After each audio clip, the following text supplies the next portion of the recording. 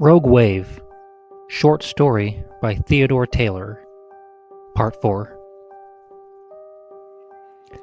Sully's voice was almost like a recording, a mantra, saying the same thing again and again, directed down to the position of the galley. Scoot remembered that an emergency flashlight was bracketed on the bulkhead above the starboard settee, and she assumed it was waterproof. From what Sully had said, Bo Tucker took great care in selecting emergency equipment. It might help to actually see the dogs on the metal skylight frame. She knew she wouldn't have much time to spin them loose. Maybe 30 or 40 seconds before she'd have to surface for breath. Trying to think of the exact position of the upside-down flashlight, she again tapped on the hull to let her brother know she was very much alive. He pounded back. Sully looked at his watch. Almost 4:30. About 3 hours to sundown. Of course, it didn't make much difference to Scoot. She was already in dank night.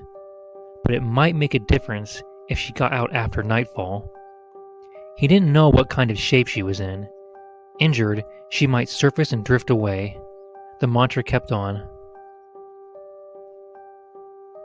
Scoot dove twice for the boxy flashlight, found it, and turned it on, suddenly splitting the darkness and immediately feeling hopeful. But it was odd to see the sea dog's unusual overhead, the open hatchways into the bilge and the debris floating on the shining water, all streaked with lubricants. Odd to see the toilet upside down. She held the light underwater and it continued to operate. Every so often, Sully lifted his face to survey the horizon, looking for traffic. He knew they were still within 16 or 17 miles of the coast, though the drift was west. There was usually small boat activity within 20 miles of the shore, fishermen or pleasure boats. Scoot worked herself forward a few feet, guessing where the skylight might be, and then went down to find the butterfly windows, the flashlight beam cutting through the murk. It took a few seconds to locate them and put a hand on one brass dog. She tried to turn it, but it was too tight for her muscles, and she rose up to breathe again. Not knowing what was happening below, or whether Scoot was trying to escape, Sully was getting more anxious by the moment. He didn't know whether or not the crazy telepathy was working. He wished she would tap again to let him know she was still alive.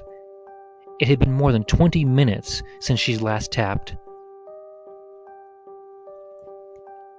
Scoot had seen a toolbox under the companionway steps and went back to try to find it. She guessed there'd be wrenches inside it, unless they'd spilled out.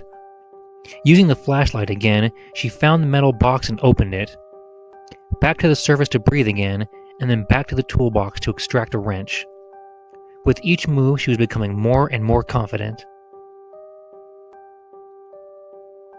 A big sailboat, beating south, came into Sully's view, but it was more than 2 miles away, and the occupants, unless he was very lucky, would not be able to spot the sea dog's mound and the man standing on it, waving frantically.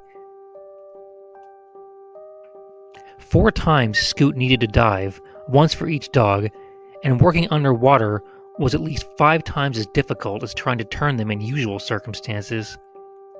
She'd aim the light and rest it to illuminate the windows.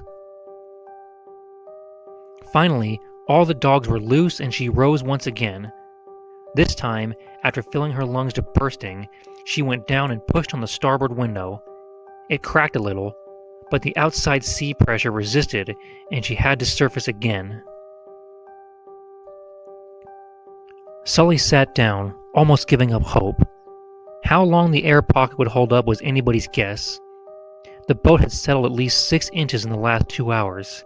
It might not last into the night. On her 6th dive, Scoot found a way to brace her feet against the ceiling ribs. She pushed with all her strength, and this time the window opened. Almost out of breath, she quickly pushed her body through and the old sea dog released her. Treading water beside the hull, she sucked in fresh air and finally called out, "Sully!"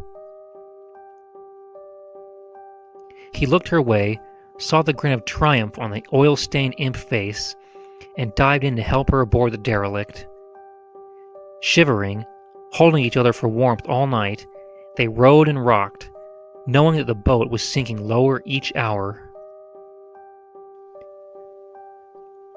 Just after dawn, the Red Rooster, a long-range sports fishing boat out of San Diego, bound south to fish for wahoo and tuna off the Revillagigedo Islands, came within 100 yards of the upside-down sailboat and stopped to pick up its 2 chattering survivors.